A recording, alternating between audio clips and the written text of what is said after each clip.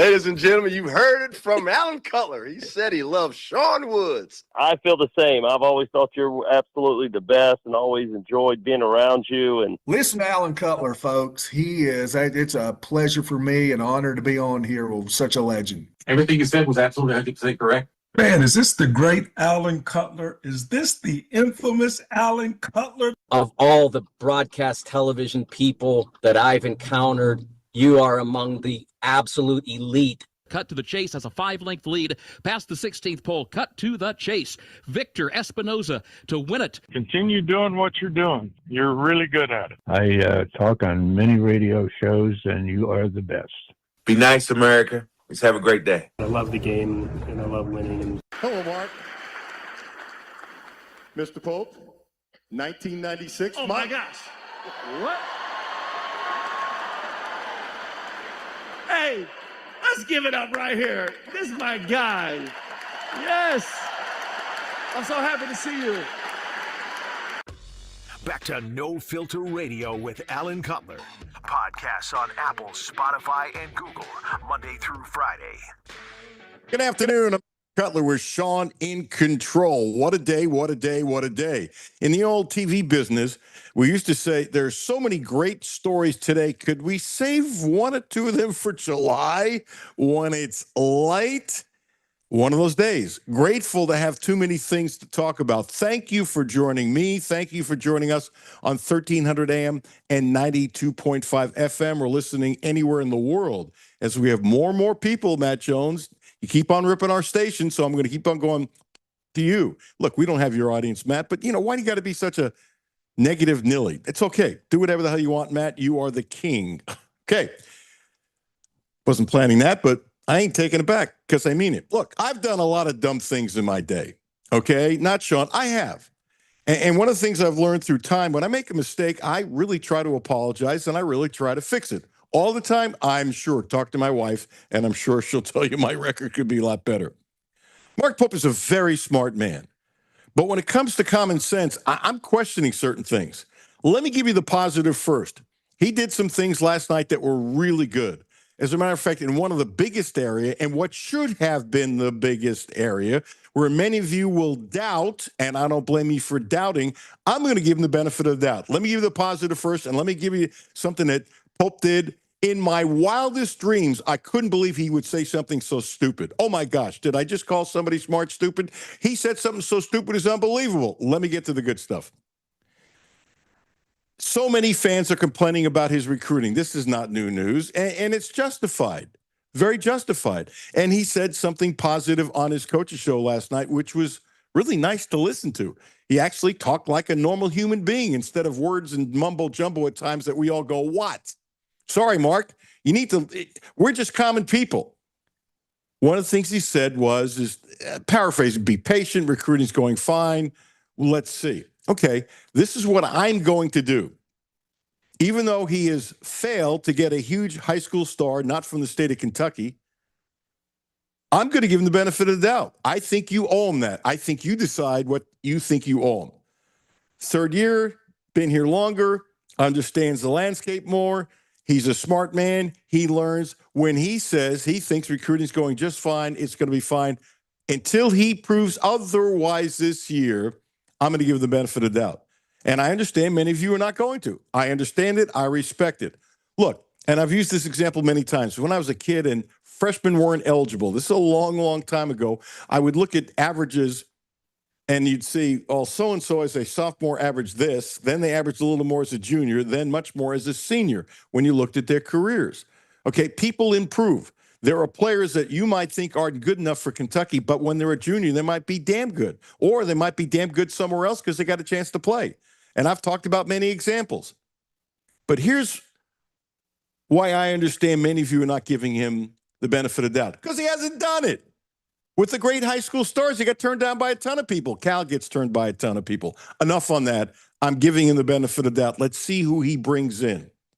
As I mentioned the other day, Patino says he needs 10 new players. Needing a new roster every year is normal. There's no such thing as development. It's normal. And you better put your team together quickly. and coaches have to adjust. Enough on that. Let me get to the thing that Pope did. In my wildest dreams, I can't believe he said this. In my wildest dreams, there's a code in coaches. How many times do you hear? How many times do you hear a coach criticize another coach? Not very often. Now let's go further.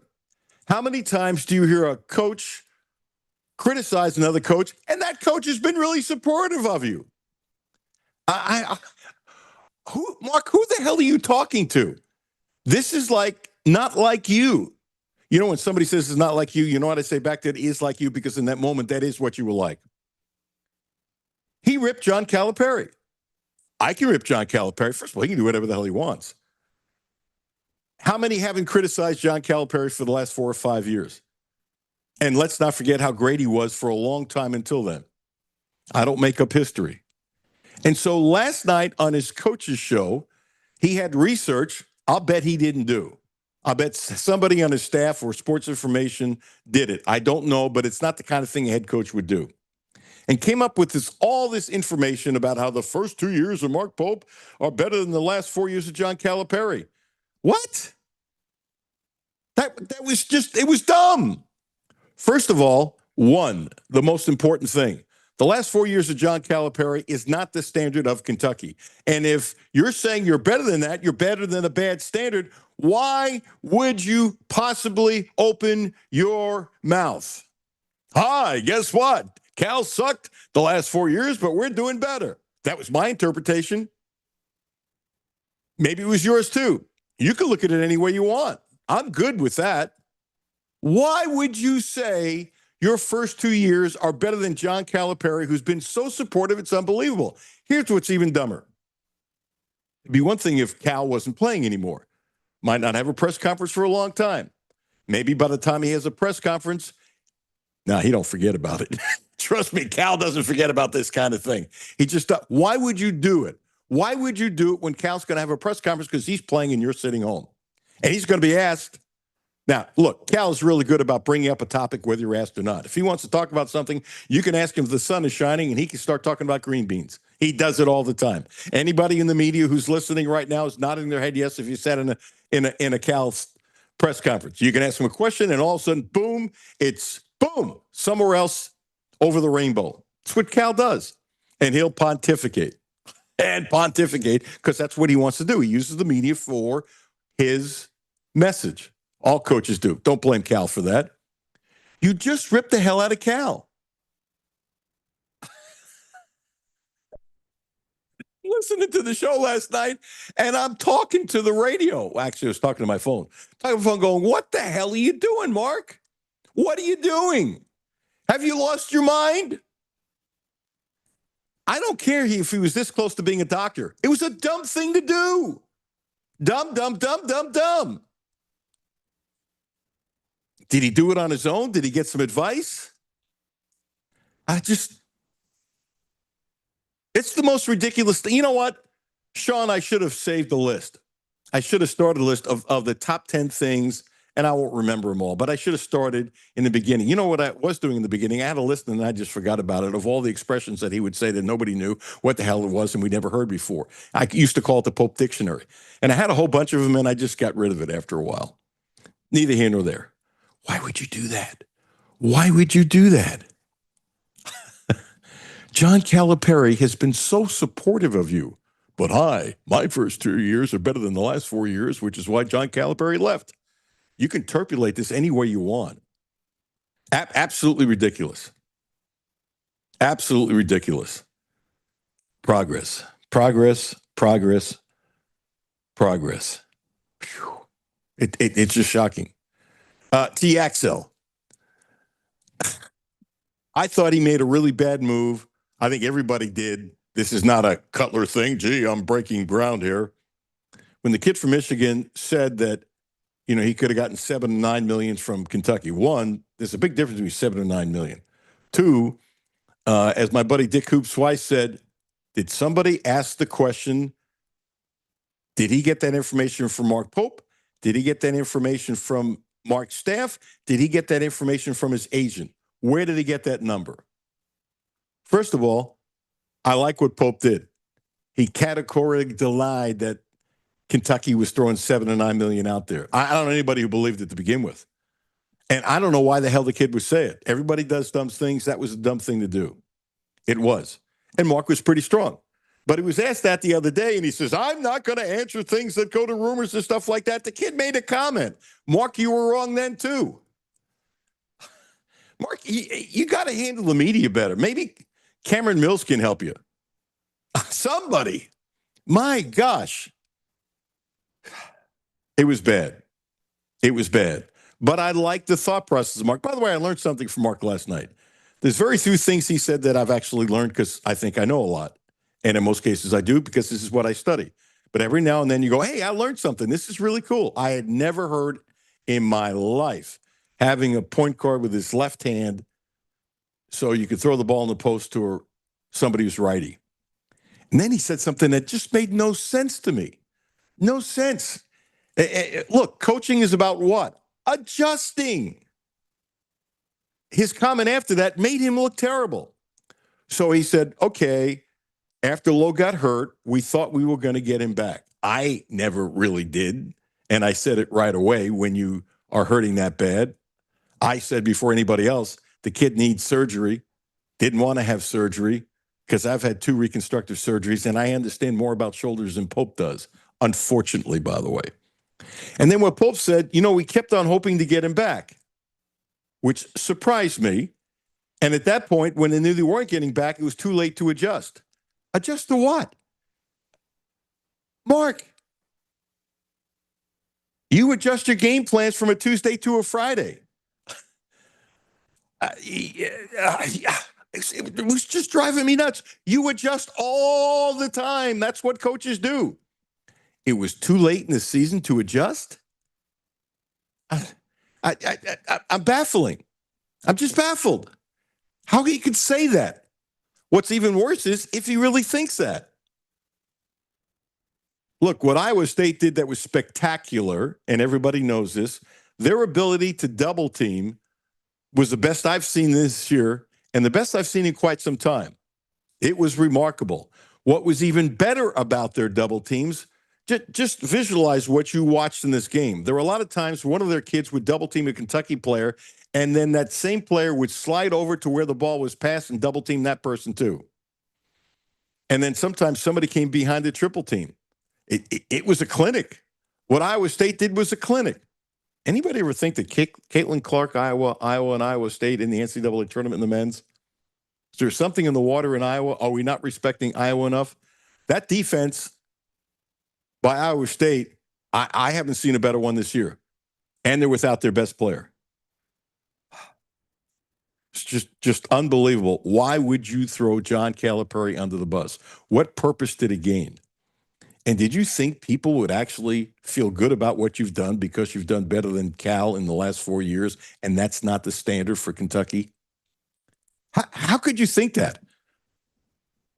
And I don't believe Mark did this all on his own. I just don't. I'm sorry. I don't.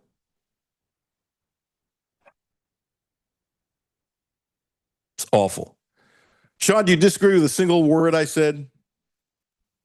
No, it was an unnecessarily, I don't even know if I want to call it provocative. It was just a dunderhead move. Okay. Thanks for allowing you to give me enough time to sip some coffee, which I'm not drinking after 12, by the way. Shh, I can't believe I said that on radio. If Judy's listening, I'm in trouble. There's other UK things to do. I want to give some love to UK women making the Sweet 16. I'm going to play some Kenny Brooks sound. I think they were up by 14. You know what was the best thing to come out of that game? And there's very few people that are Kentucky fans going to agree with me, so I'm going to say that first off. And Sean, I bet you don't agree with me either. The best thing coming out of that game, 14,000 fans showed up, packed house, yelling and screaming, the advancement of women's sports, the advancement of women's basketball is absolutely spectacular. Spectacular. The change in women's sports continues to amaze me, and I think it's beautiful, by the way. 14,000 yelling and screaming. And I think the crowd has something to do with West Virginia coming back. I think they were somewhere in the second half, I think it was 14 points. I got it in my notes here somewhere, and they came back. And then Kentucky made a bad mistake, and they survived. End of the shot clock. Less than 10 seconds to go. And Hassett puts up a three. And she's wide open. But there was way too much time left on the shot clock. And that gave West Virginia way too much time. And I got to tell you, I ain't the only one. When West Virginia missed that shot just at the end of the game, I held my breath for a second. I did. When Georgia Amore missed the shot at the end of the NCAA game last year, was it Kansas State, or am I losing my mind here? That I thought was good. And it's a shot she's made and practiced a ton of times. It just didn't go in. And when she left her hands, I thought it was good. And that was the difference. Well, Kentucky got lucky last night. That shot didn't go in, and it could have, but it didn't. So congratulations to Kentucky. They win 74-73. And I want to tell you, Strack and Key had 25 rebounds between them. And I didn't recognize the voice, but Sean, I would bet you another cup of coffee, which I shouldn't have, that one of the reporters asking a question was a West Virginia person, and he did it in a nasty kind of way, by the way. I thought it was kind of nasty. And Sean, don't tell me I'm being sensitive. How could you play that many minutes? Strack played 39. Key played 33. Morgan didn't come out of the game. Strack, how could you play all those minutes, 18 points and 15 rebounds, and only have one foul? And I thought Strack handled herself really well. And I think Strack is a smart young lady, and I think she figured it out. By the way, she also had 4 assists. She had 4 turnovers, and she also blocked 4 shots. I mean, they were really good. But Hassett took that last shot way too early. She could have burned off another 4 or 5 seconds. As a matter of fact, if you're not going to make the shot, and you don't know if it's going to go in or not, she ended up being 2 for 7 for downtown for 28%, and that's fine. She's a wonderful player. Okay, she's been a tremendous positive person and player for Kentucky. I'm not ripping her, but she was open. She shot it. She shouldn't have shot it. They would have been better off taking a shot clock violation than Kentucky giving her 4 extra seconds. I think it was 4 extra seconds. It was a mistake, and they got away with it. I'm not pointing fingers at Hassett. I'm just pointing fingers at the game. And so I was concerned when West Virginia had all that time. And I can't believe, I didn't realize that Kentucky had been in the Sweet 16 since 2016. That's a long time. That's a long, long, long time. It's really surprised me. Let's go to Kenny Brooks.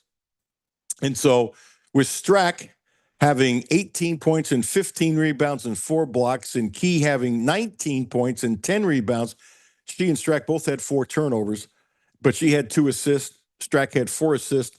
Here is Kenny Brooks talking about the wonderful play of Key and Strack.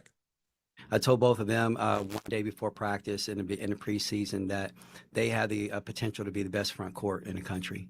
And tonight they showed why they can be that. They're tandem. Both of them are 6'5". They're mobile. You saw Tiani bringing the ball down the floor, helping break the press. Clara did it a couple times.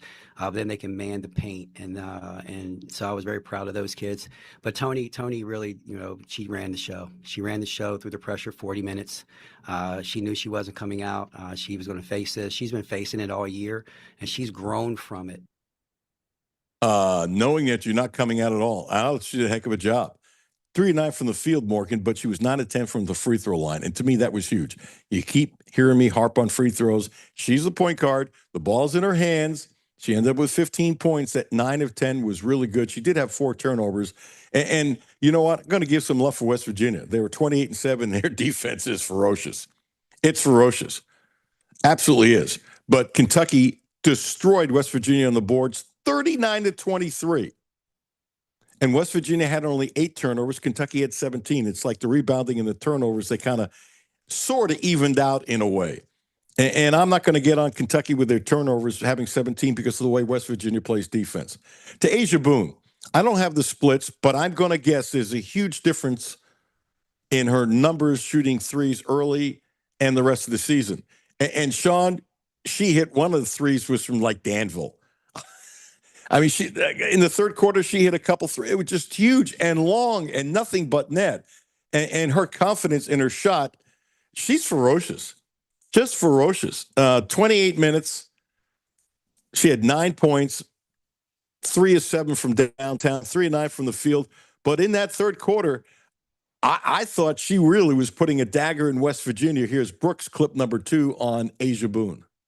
I thought Asia Boone was tremendous in that third quarter, and I don't even know what her stats were in that third quarter, but the look in her eye, it was kind of like when she was in a zone and you just don't talk to them. It's like almost like she was pitching a no hitter and nobody was talking to her because she was just locked in what she was doing. I think she hit 2 or 3 threes in that third quarter, and I really helped us stretch it out. I love that soundbite. That's like bullseye. It's a great analogy, Kenny. Here's another thing. And this tells me a lot about Brooks, and it's a very thoughtful answer. You know, you look at one thing when you're a young coach. Well, he's not a young coach anymore. And that's not ripping his age because I probably have T-shirts as old as he is versus my T-shirts. And so somebody asked him something about the fact, you know, can you stop and smell the roses? Because, you know, this program has made the Sweet 16 in a long time. And there's no question in my mind, Brooks expects to make at least the Sweet 16 every single year. But a lot of coaches can't appreciate what's going on in the moment because it's the next thing. And I get that too, but you got to enjoy a little bit about what you've accomplished. This is a terrific answer where Brooks talking about that he is, for the moment, stopping and smell the roses as he's getting ready for the next round. Here it is. It is. I'm too old to be living life and not stopping and smelling the roses. And with that mentality, you know, I adopted it a couple years ago, and it's allowed me to enjoy moments like this even more so. And we're going to be prepared. We're going to be ready for the next opportunity. But you got to really embrace it because I have a group of young women in that locker room that are so much fun to be around. You know, they're great kids. They're very smart. I think they're like a 3.5. Not one of them has been late to a meeting yet. You know, they tell the bus driver, yes, sir, or thank you every time they get off the bus. And when you have a group like that and they're good at basketball, you better stop and smell the roses because you never know. And you want to make sure that you enjoy every second of it. Again, a great comment. And I'll tell you what, I'm going to give Brooks some credit for these young ladies being so good as people. He recruited them. I don't think it's an accident. I really don't. And so that's a credit to Brooks and a credit to these young ladies. They made the Sweet 16, and they're going against Texas. They can play with Texas. A lot of people think Texas, well, they're number 1 seed. This is not a shocking comment. A lot of people think that Texas is going to win the national championship.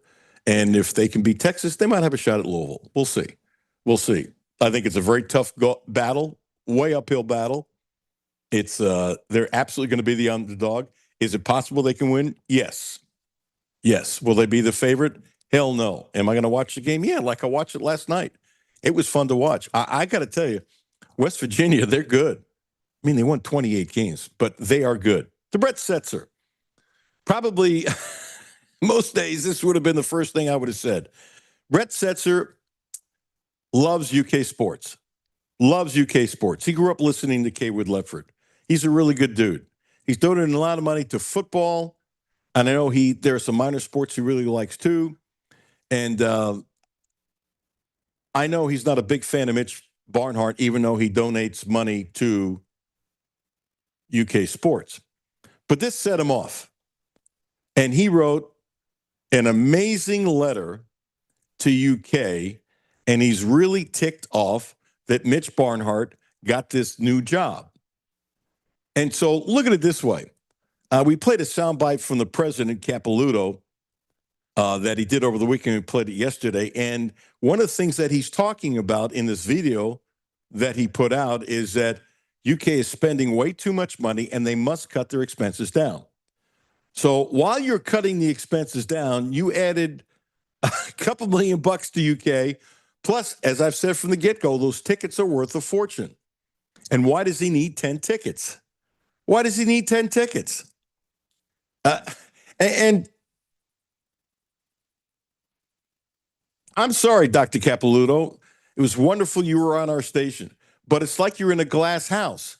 Like you are talking about cutting expenses, yet you added a new position when budgets gets cuts.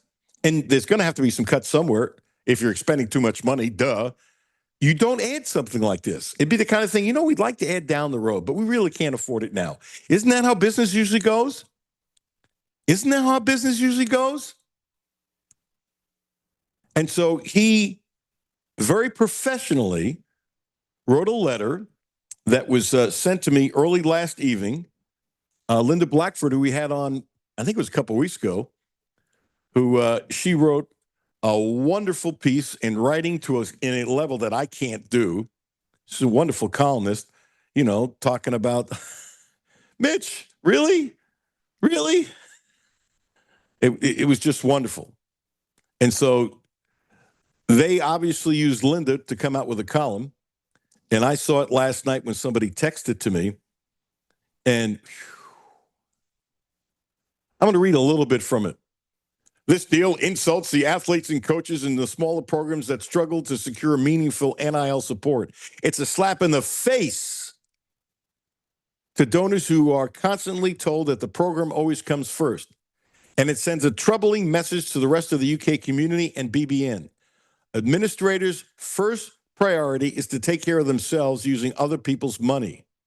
The fact there appears to be little willingness to even acknowledge or discuss these concerns only reinforces the sense that the decision was misguided from the start.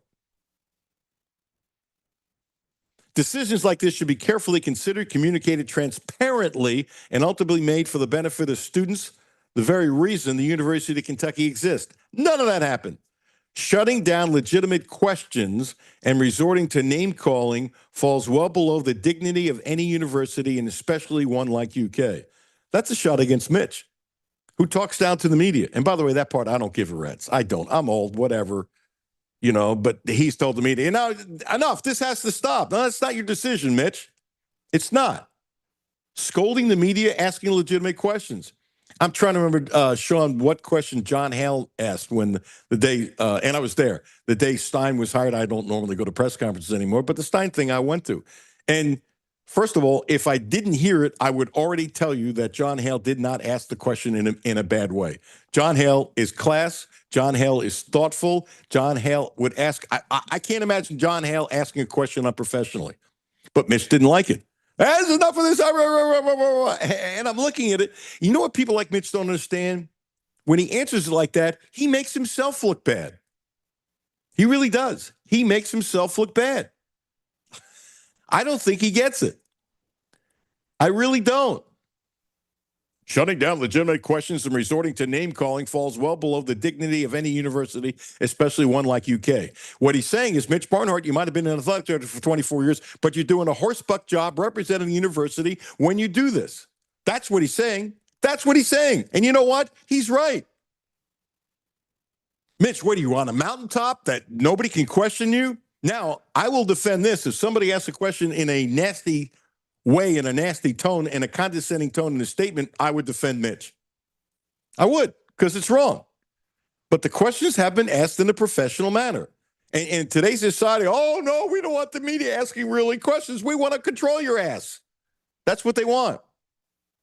Last paragraph, and I should be reading more, but that's fine. The decision should be reversed. If Mitch Barnhart is unwilling to continue as athletics director, the university should settle the contract and allow him to move on without leaving a lingering shadow of criticism and cronyism over an institution that so many care deeply about. Wow. Wow. So when I got this in a text last night, before I responded to the person who sent it to me, I read it a second time. I'm going, this whole thing is just unbelievable. It's really absolutely unbelievable. I applaud you, Brett Setzer. I applaud you. By the way, I can tell you this. Brett Setzer loves UK, okay? He loves UK, but he's tired of some of the crap there. And guess what? He gives a lot of money. And he should have a little bit of a say-so. And he should be heard. And you want to say, well, you give more money, you have some power. Yeah, I'm okay with that. That doesn't mean the power should make the final decision. What I don't like, and I'm not saying this is Brett or UK, but there are universities where somebody donating a ton of money says, okay, I don't want you to hire this guy. I gave you my money, whatever. That crap I don't like. That's going too far. This is not that at all. This is somebody who's given a lot of money to UK. This is somebody who's respected. This is somebody who people listen to. This is somebody who's talking like a lot of people feel. If you disagreed with a word from my monologue today, Sean, just a word, one single word have you disagreed with? No, I don't think so. You're in pain, aren't you? Yeah, I'm sure there's something if I went back and searched, but You had to say that. You had to say that, didn't you? You couldn't just say. I'd say I know a lot. I should have stopped you after the first one and taken the victory, shouldn't I? Yep. Shouldn't have pinned you to the wall, right? What a show we have lined up. Jerry Tipton coming up next. Then Rob Cook just won the state championship, Clark County boys and girls. We had Robbie Graham on the air. Lovely having Robbie on. Lovely having Rob Cook on. And they both have done the show before, unless I've lost my mind. Hoops, hoops, hoops. The Hall of Famer Dick Hoops Weiss at 1 o'clock. And then the law firm is returning. Recently, it's just been one, but it's the law firm of Bo and Todd Lanter at 1:30. So we're overbooked, and it's a lovely thing with lovely guests. Thank you for listening. I appreciate you. And I also appreciate Quantrill Cadillac, Quantrill Volvo, Quantrill Subaru. And I appreciate them more than just them being a sponsor, okay? Because the right thing to say, they're a sponsor, I appreciate it. Well, I appreciate them because I've been getting cars from them for a long time, way, way, way before coming back to 1300 AM and 92.5 FM. I like them as people. I like them as an organization. And as they say, driving should feel personal, protected, centered, completely at ease the moment you pull onto the road. That's the Volvo difference. Thoughtful design, quiet confidence, and safety always working in the background so you can simply breathe and drive. Plus, the luxury of Volvo is Volvo is often more within reach than expected. That's why Volvo deserves your first look, and I believe that personally. At Quantrill Volvo, Brentley and Mark, friends of mine, have built a dealership that's calm, respectful, and genuinely helpful. Right now, get 0.99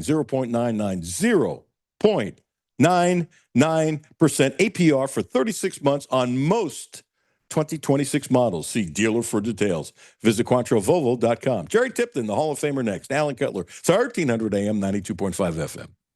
The Alan Cutler Show on ESPN 92.5 and 1300.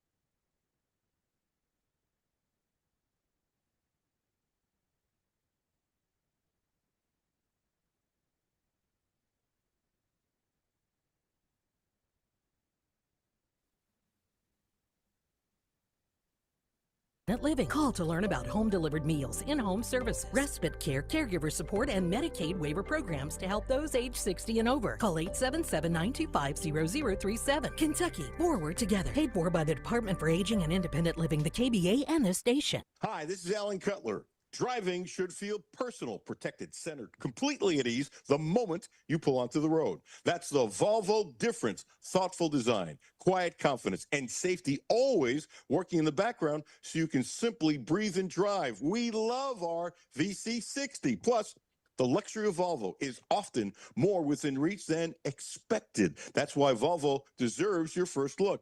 At Quattro Volvo, Brentley and Mark, friends of mine, they have built a dealership that's calm, respectful, and genuinely helpful. Right now, get 0.99%. That's 0.99% APR for 36 months on most 2026 models. See dealer for details. Visit QuattroVolvo.com today. ESPN Sports Radio 1392.5. Back to No Filter Radio with Alan Cutler. Podcasts on Apple, Spotify, and Google, Monday through Friday. Welcome back. Alan Cutler, 1300 AM, 92.5 FM. Ladies and gentlemen, without further ado, Mr. Hall of Famer, covered Kentucky for about 8,000 years, the one, the only Jerry Tipton. Hello, Tipton. How the heck are you? Yeah, hey, Alan, I'm fine. Hope you're doing well. I'm good. For an old geezer, I got no complaints. So I can identify with that. Hey, do you want to hear my problems? No. Do I want to hear yours? No. But now, just the geezer part, I can identify with that. I got you. I saw John Clay the other day. I know you guys have lunch, and then he was, I don't know, one of us walking in, out of the Y, whatever. John, how are you? Whatever. Got a nice smile on his face, whatever. How's your retirement? And so he, he's got the grandkids, which you know much better than me, and all that kind of stuff. I said, you having a good time? One of his grandkids, as you know, is just a tiny baby. I forgot how many months. I said, you having a good time? Crawling around on the floor? And he goes, I'm good getting down on the floor. The problem is getting up. That's another thing I can identify with. Yes. No, I'm laughing, and I laughed with John too because obviously at my age I relate to that as well. So, Jerry, you should be on the beat again. They miss you, really. I miss your questions just to hear the answers. I'm serious. I never thought I would say that, and I'm not saying because you're doing the show, but it's the truth. It's the absolute truth. Let me ask you this. Jerry, you've been around 1,000 years. You know the coach's code where one coach almost never rips or criticizes the other. You know very well how much Pitino and Cal couldn't stand each other, and what they would say privately was totally different than what they said publicly at the press conferences. So, as you know, John Calipari has been gracious and kind and supportive to the guy who took the job that he left, Mark Pope. Couldn't have been any nicer through all this. So last night on his coach's show, I'm assuming you didn't listen to it because he didn't have to listen to it. Last night on the coach's shows, I'm freaking. I can't believe he did it. One of the things that Pope did was compare his first 2 years to the last 4 years of Cal. Well, the last 4 years of Cal stunk, and that's not the level what you expect from Kentucky basketball. So, number two, he threw Cal under the bus. Number one, he ripped another coach in comparison, and also you're comparing to something that's not the standard. I couldn't believe Mark Pope did it. Well, it sounds like he's trying to turn a negative into a positive. People, or at least a segment of fans, are not happy with how the first 2 years went. And so he's trying to find a way to spin it. It sounds like I didn't listen to the show, but that's how it strikes me. And and like you said, John Calipari's last 4 years are not the Kentucky standard. I think we all know that. And so I find it interesting that, and it's kind of a temporary thing, that when they went to the Sweet 16 last year, that was, applauded and saluted as a real good thing. Back in the olden days, that was taken for granted, of course. The Sweet 16, that was not an accomplishment. So, that's how it strikes me. I don't watch or listen to the press conferences. I went through, as you know, a whole bunch of those, and I don't miss those at all. And I read the quotes and stuff like that, but I don't watch the press conferences. Jerry, If you said you watched the press conferences after 40-something years of covering Kentucky, I would say you need help. Yeah. Well, my first year was 81. And by the way, Alan, that's 1981, not 1881. Thanks for the quick clarification. I might have been thinking of something to say as a retort, Jerry. That was quick by you. Yeah, one, you're absolutely right. He was trying to put a positive spin on it. But my thing is, if that's the only way you can put a positive spin on it, and here's what's even dumber. It's one thing if Cal's season is over and he's in Arkansas or maybe in his place in Jersey or that kind of stuff, and he's not doing press conference. It's still bad, but he's still playing. He's going to be asked. And Jerry, you know this as well as I do, and everybody who covered him. You don't have to ask a question for Cal to go off on the subject if he wants to talk about it, and he's going to get asked. And so I'm fascinated to see what Cal's answer will be about this. I'm just fascinated. Well, it would be interesting to hear how he would react to that. And, I would only be guessing, but I would think he would take the high road, especially with his team in the Sweet 16, as you pointed out, and possibly advancing. I don't see where it would be to his advantage to, try to fire back in some way. Oh, I don't think Cal will fire back. You know what I'd love to do, and you would too if you were reporting again? I'd love to be a fly on the wall in his office when he found out that Pope said that, because what he would say behind closed doors and what he would say in front of a press conference, and I'm not being critical of Cal, this happens all the time, would be two different things. I agree because, to me, and I'm sure you can relate to this, I saw press conferences as it had a performance quality to it. The coach was performing, and it wasn't like in the office with the staff or whatever. That would be not performance. That would be more real, you would think. You would think. I'm just shocked. He did something else that I think was crazy. This kid Yaxel, great player from Michigan, came out and said that Kentucky offered him $7 to $9 million. Is a little difference between 7 and 9. Like 7 to 7.5 be one thing, but 7 to 9, that's a huge spread. And nobody I know believed it. And when Pope was asked the other day, I'm not answer things to rumors and stuff like that. I'm going, just answer the question. And somebody's got to him because he was asked the question on his coach's show from Tom Leach, and I would bet Leach told him he was going to ask. I would just bet, because if he still didn't want to answer with rumors and stuff like that, because it's the coach's show, I wouldn't think he would do it. Don't know that, but wouldn't think. And he answered it well. Basically, categorically denied it didn't happen or whatever, which is all he had to do.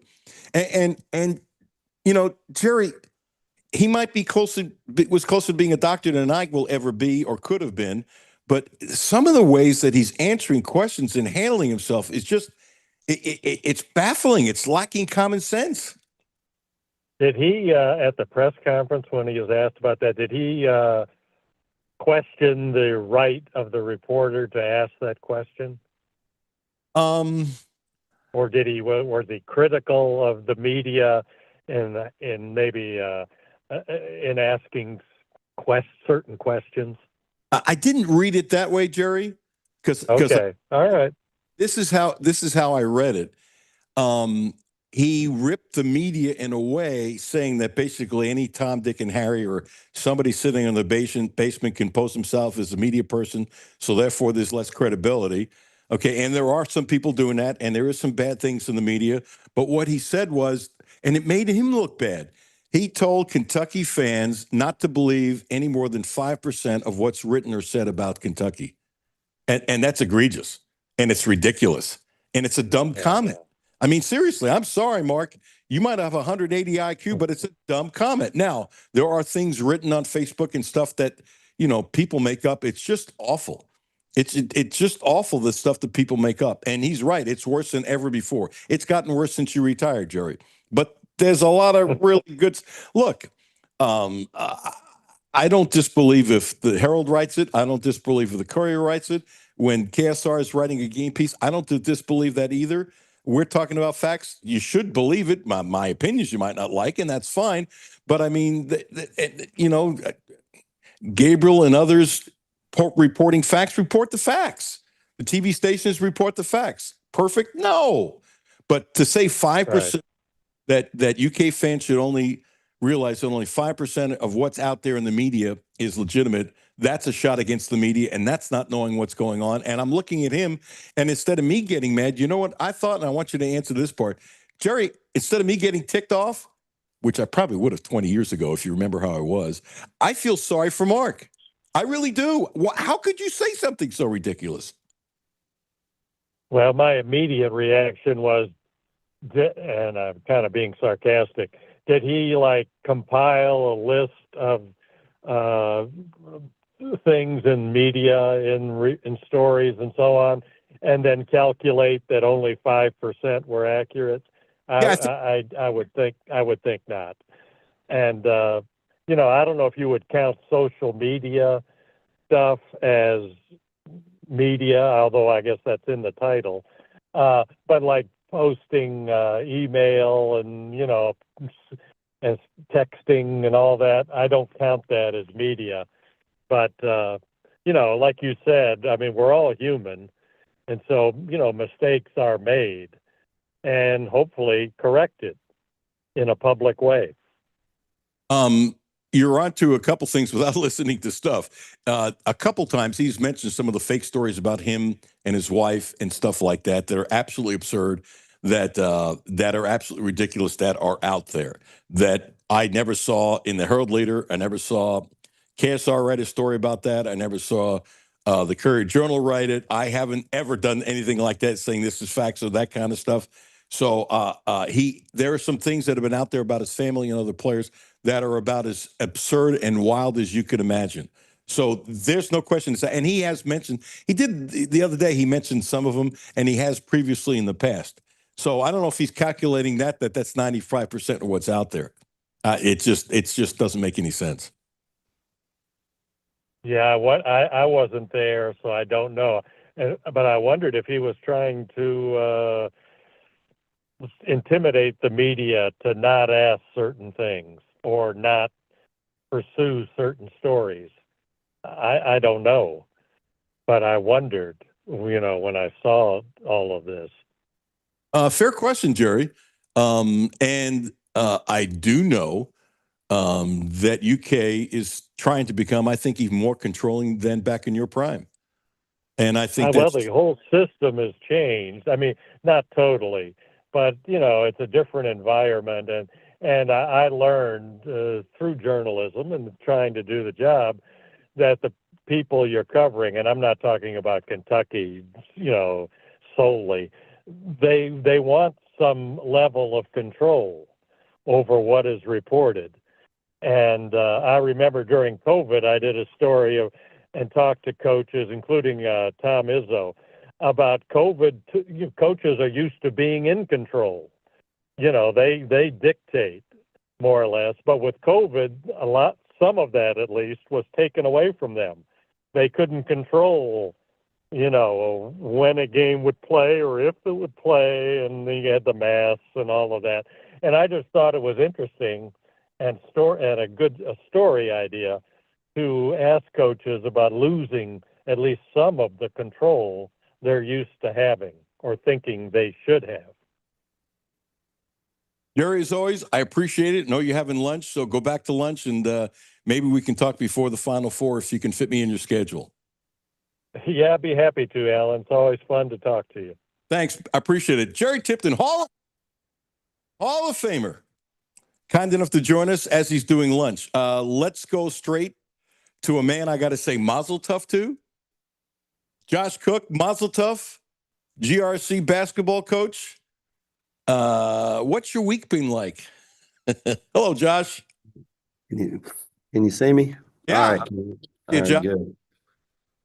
What's your week been like? Have your feet hit the ground yet?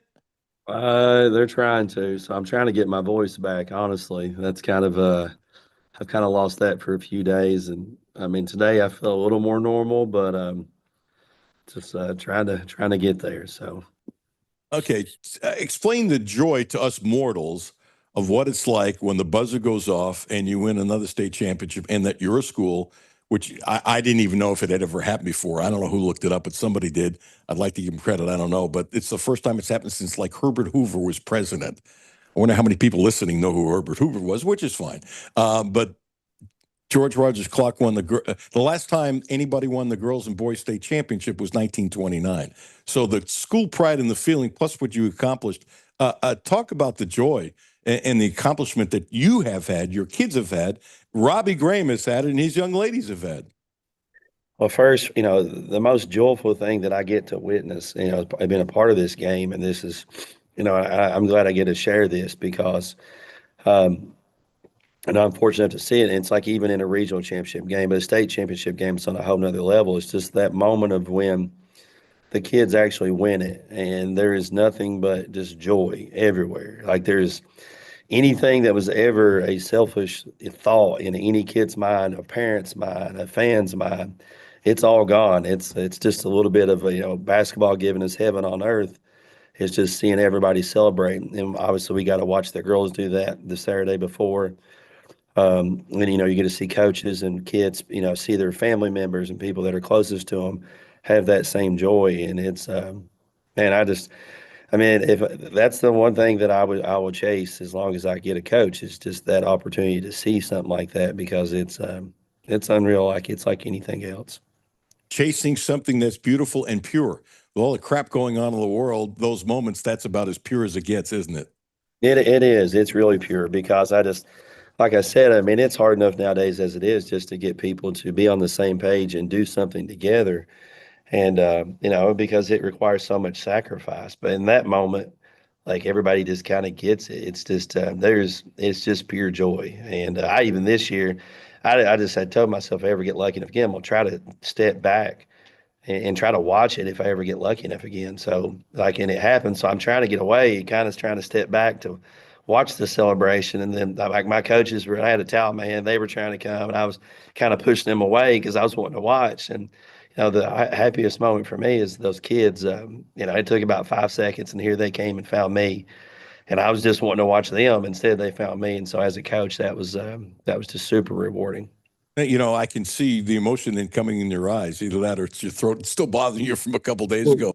No, we'll go with that. Yeah. Oh, Josh, that's beautiful. That's getting emotion, tears, those kinds of things for joy. I'm not ashamed to say I cry. I look in the mirror, cry. But I mean, no, I'm not ashamed to say I cry and stuff like that.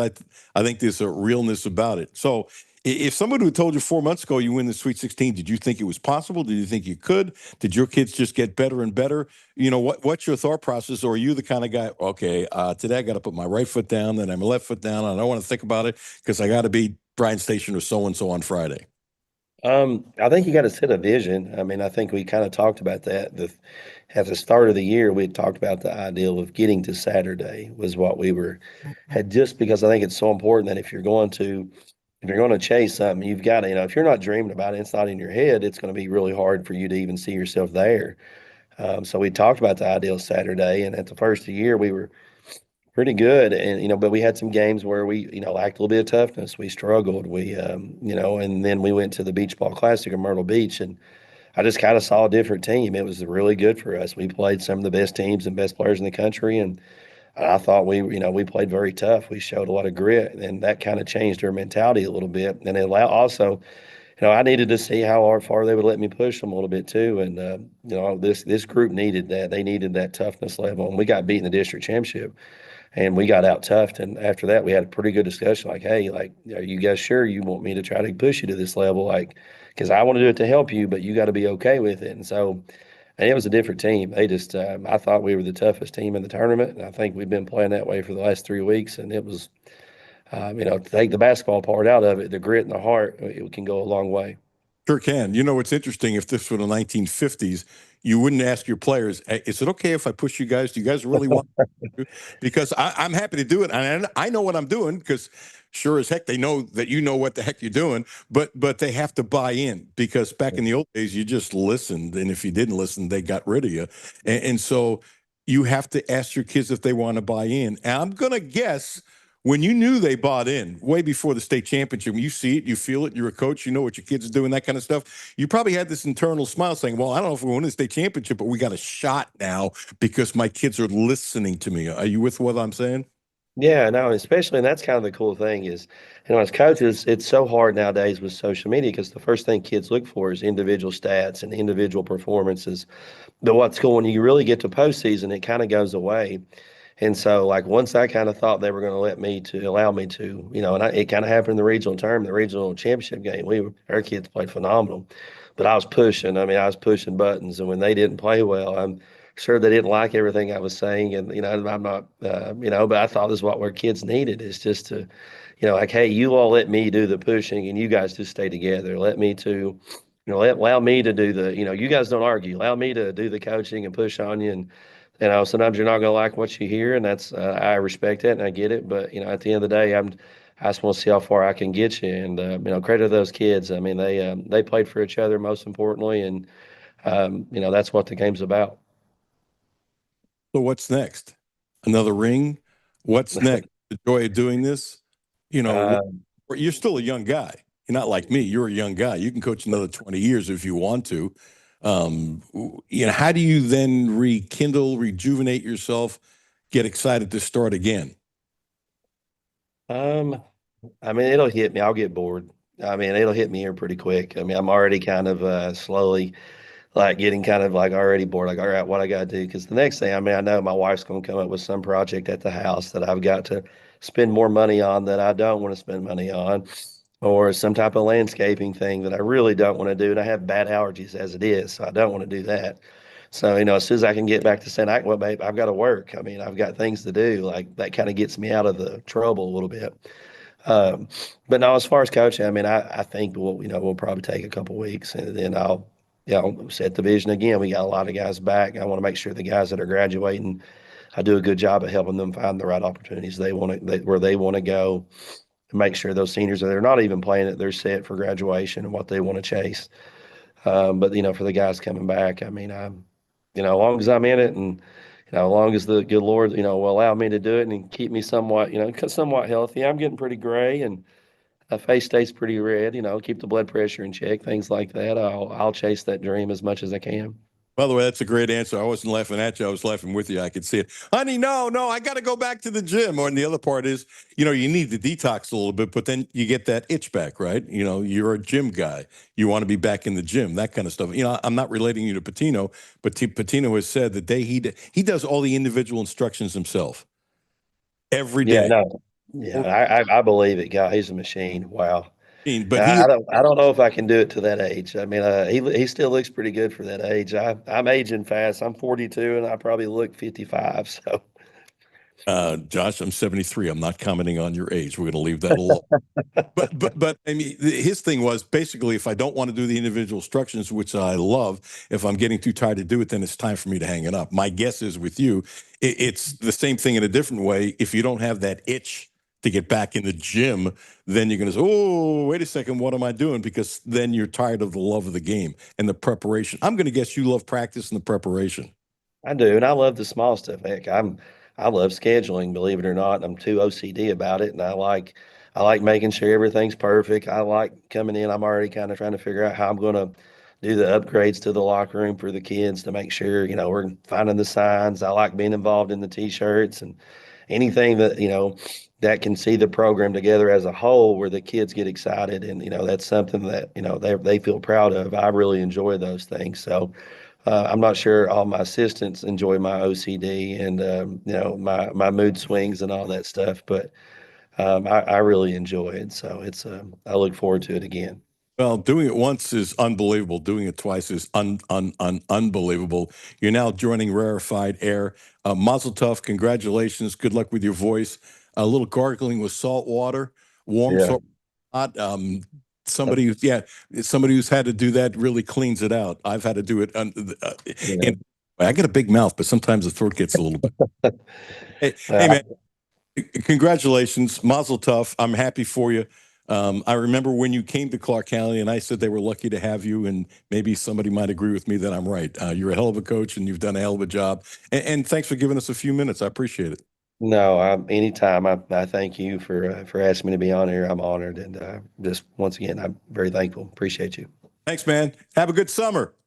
All right, you too. Yeah. Sean, twice? Really? Really? Seriously, I remember the day he went there, and if I should have asked him, I think it's something with family connections there or something like that. He's a great coach.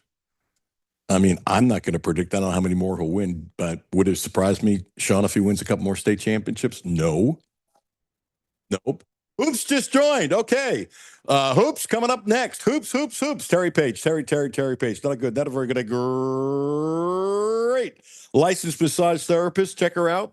859-373-0578. 859-373-0578. Call her. Text her. Use my name. She is special, a very special healer. She's a healer, a unique. Has become a dear friend, and she's helped me in ways that's almost indescribable. I told her she can never retire because I want to live to be 100, and I need her to make sure I can live to be 100. You think I'm kidding? I've told her that. 859-373-0578. Thank you to Josh Cook. Thank you to Jerry Tipton. Dick Hoopsweiss coming up next, and then it's the law firm of Lanter & Lanter. Alan Cutler, 1300 AM, 92.5 FM. No Filter Radio with Alan Cutler, brought to you by Quantrell Auto Group. QuantrellForLife.com. Hi, this is Alan Cutler. Have a no filter comment. Hit the text line 859-381-1313. 859-381-1313. Hi, this is Alan Cutler. Driving should feel personal, protected, centered, completely at ease the moment you pull onto the road. That's the Volvo difference. Thoughtful design, quiet confidence, and safety always working in the background so you can simply breathe and drive. We love our VC60. Plus, the luxury of Volvo is often more within reach than expected. That's why Volvo deserves your first look.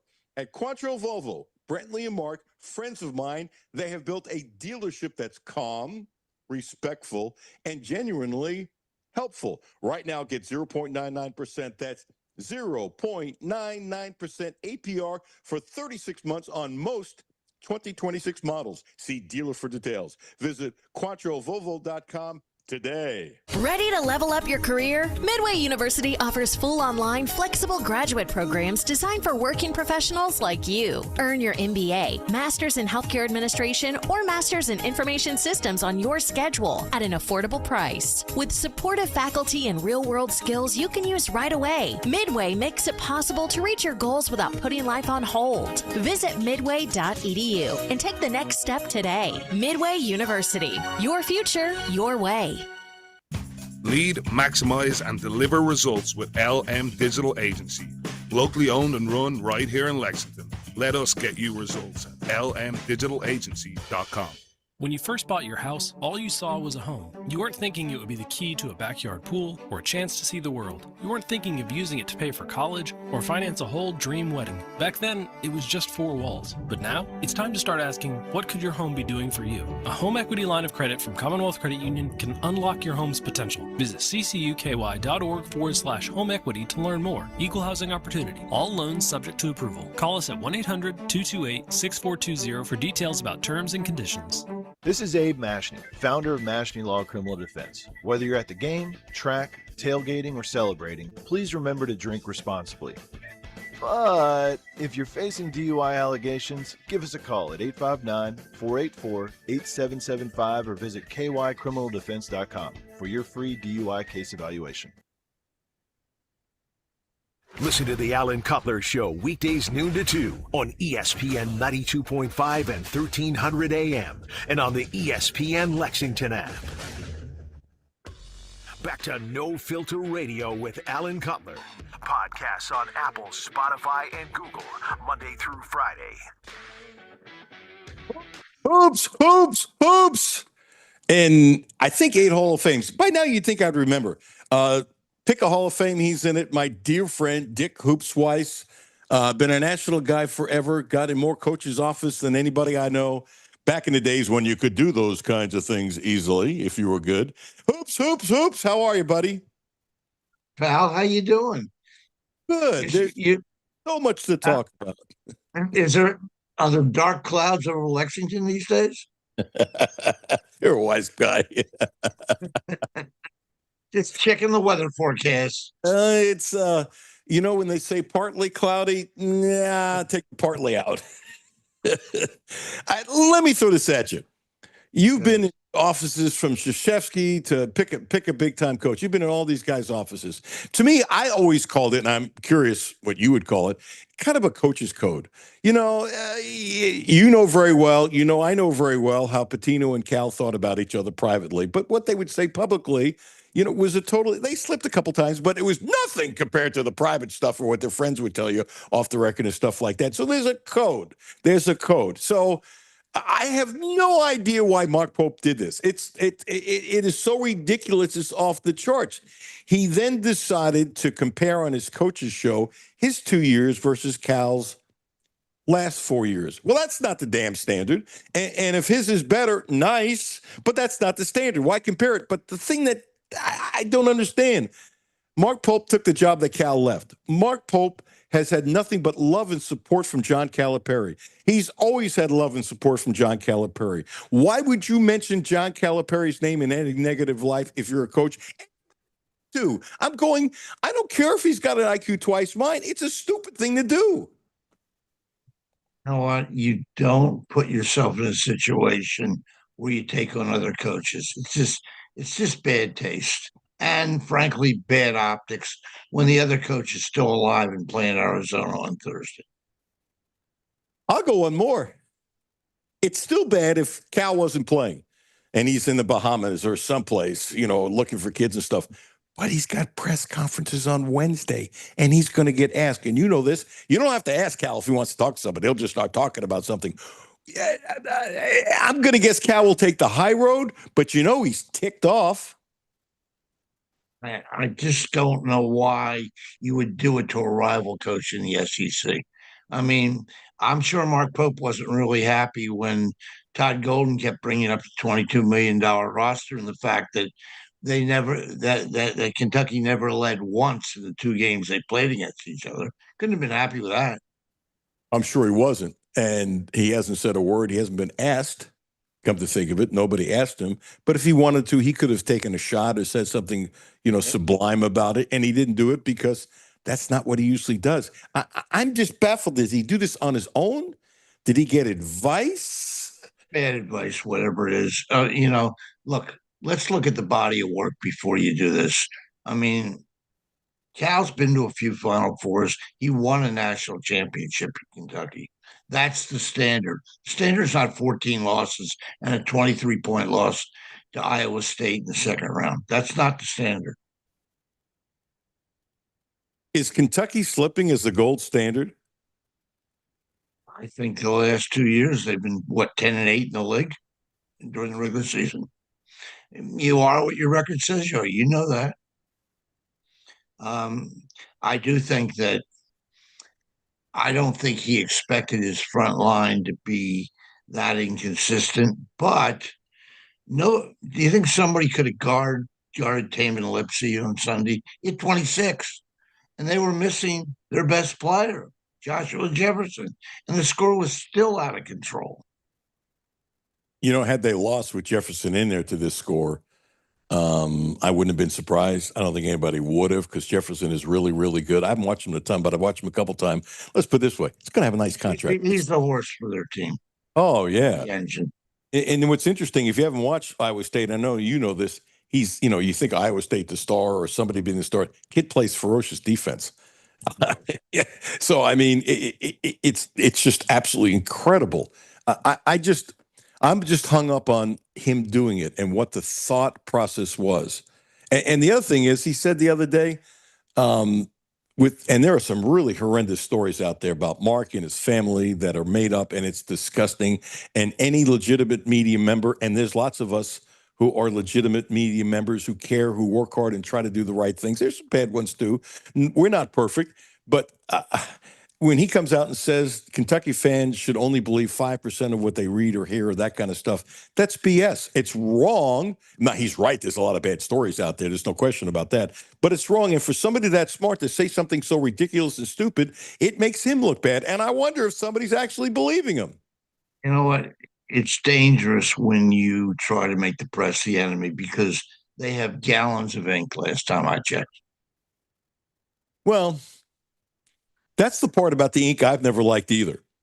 So I'm really kind of funny that way. And we both know there are some columnists that would go out of the way to go back at a person that they didn't like or were mean to them. Media's not perfect. Seen that happen, and it's sad.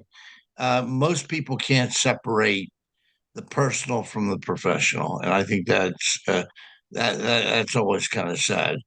Look, you judge people by the what they do between the lines. Okay, I would doubt very much if Mark has a bad family life. I think he probably loves his wife. He's a great father. That's not the issue here. The issue is how many games can he win as a Kentucky coach? You can't lose 14 games. You can't lose 14 games. That's not the standard. I'm actually starting to feel sorry for Mark. I'm serious. I'm very serious. I'm not trying to be funny or egotistical or being a big mouth. For him to say that Kentucky fans should only believe 5% of what they read and hear, and that from the media, it's just wrong.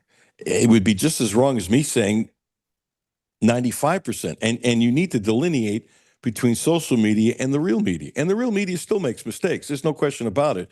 But it doesn't insult me when somebody says something that's so egregious that when that happens now, I feel sorry for that person.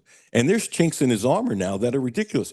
Who is he listening to? Who pulls him aside? I don't know, but I'll say this.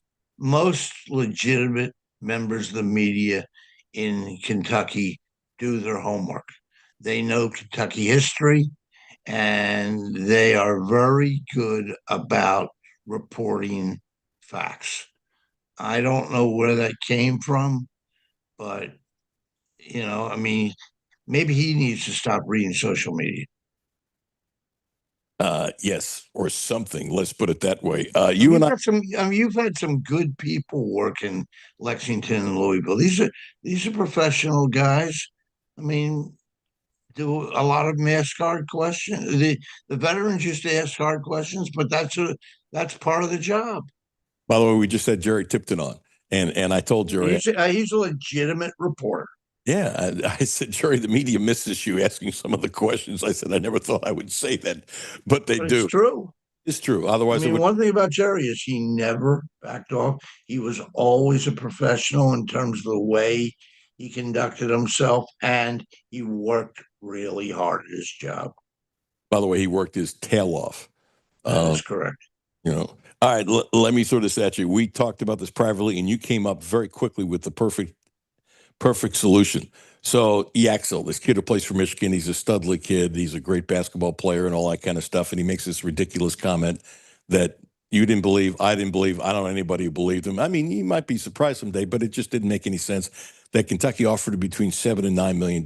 When Pope was asked about it the other day, he wouldn't answer it, which I thought wasn't intelligent. I'm not going to talk about rumors and stuff. No, the kid said it. That's not a rumor. It's a story. He said it, period. Pope was 1,000% wrong saying, I'm not going to give you a story. I'm not going to answer it. Well, he answered it on his coach's show. I think somebody got to him. I really do. And he answered it the right way. Basically, categorically denied it ever happened. But when you and I were talking privately, and nobody asked this question to you, Axel, and maybe they need to, but you had the perfect way, and I hope somebody does exactly what you suggested. Tell everybody. First thing I would have done was say, who told you that, and who did you talk to? Then we would have found out where he's coming from. My guess, his agent told him he's trying to upgrade the numbers and for his next clients. I can't believe that anyone at Kentucky would throw out that type of number to a kid. I just don't believe it. I don't either. But nobody asked the questions the way you did. And the way you suggested. Now, since Michigan is still alive, somebody can ask him that question. I'm going to be fascinated about two future questions coming up over the next couple of days.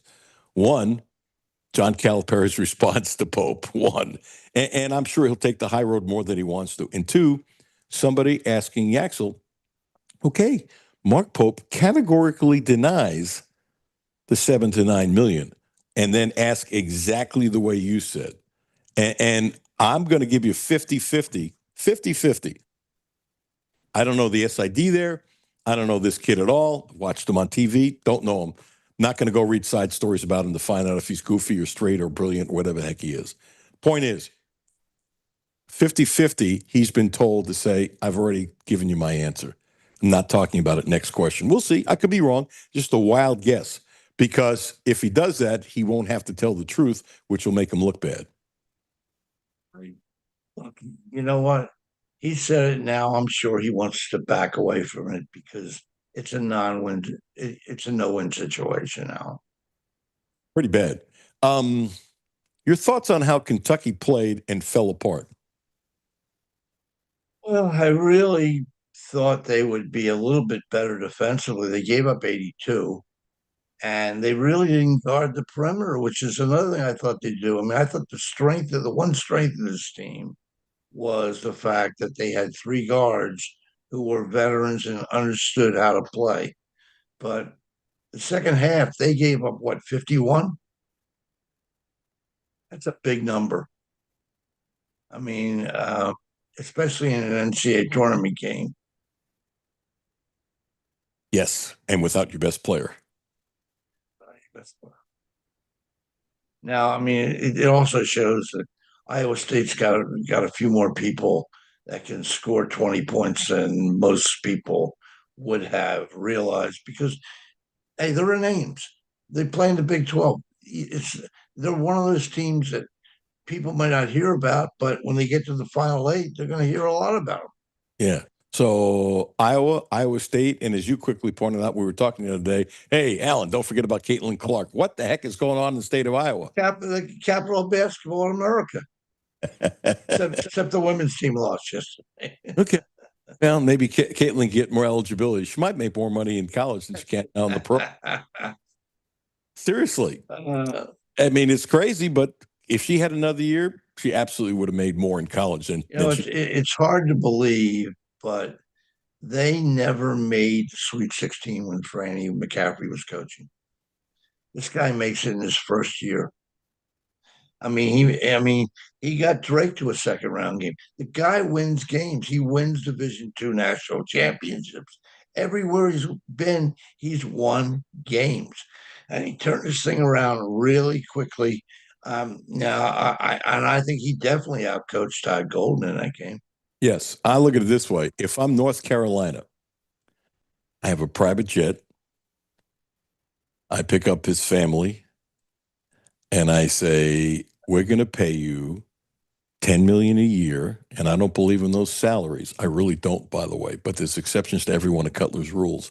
I'm going to pay you $10 million a year, and we're going to give you X for NIL, and we're going to give you a 5-year contract, and I'm going to give him one of the great contracts in the history of college athletics because the guy has only won, if you round up, 81% of his games. And the truth is, I had no idea who the hell he was. Shame on me when he got the Drake job. And I read a little AP story, and I'm going, he won 4 Division II national championships. Why hasn't somebody hired this guy beforehand?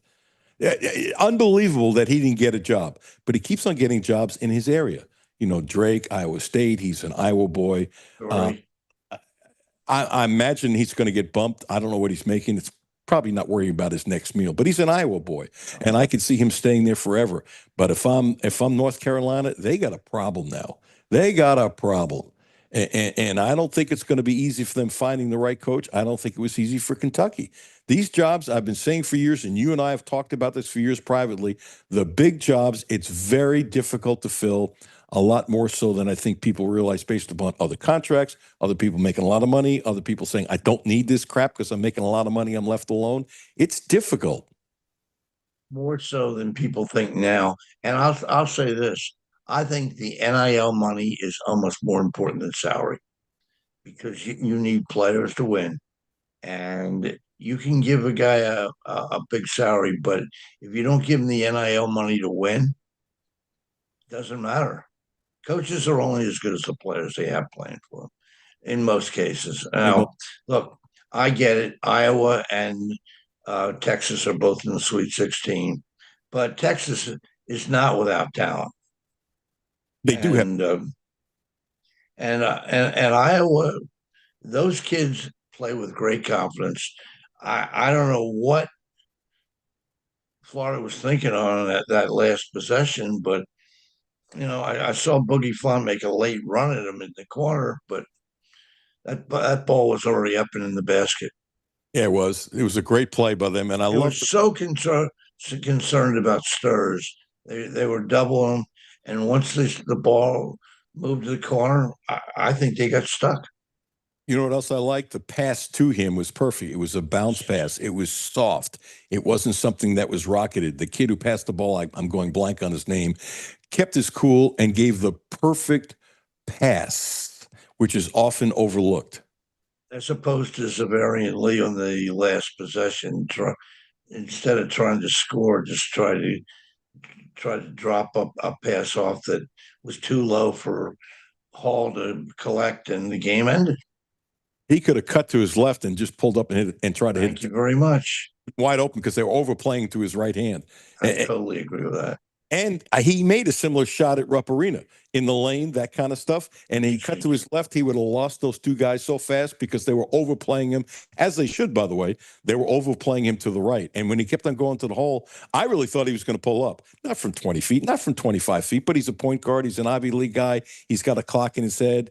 He should figure it out. And he freaked out. He just freaked out. And they added time. It was 4.5. It's plenty of time to get the ball up the floor.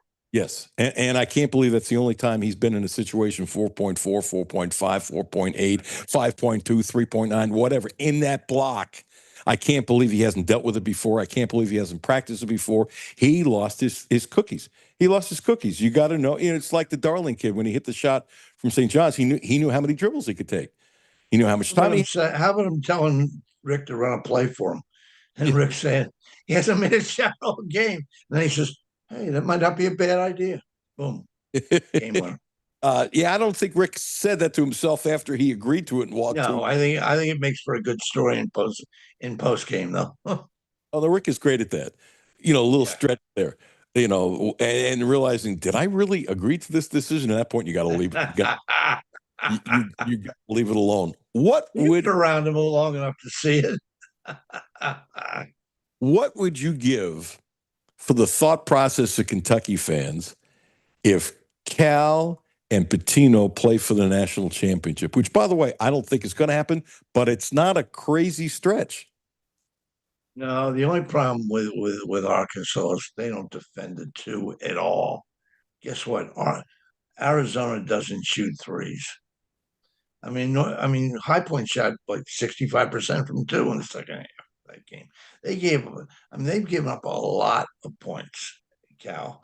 Now he's got an elite offense and he has a great player in Akoff, but I'm not sure you get beat by one great player.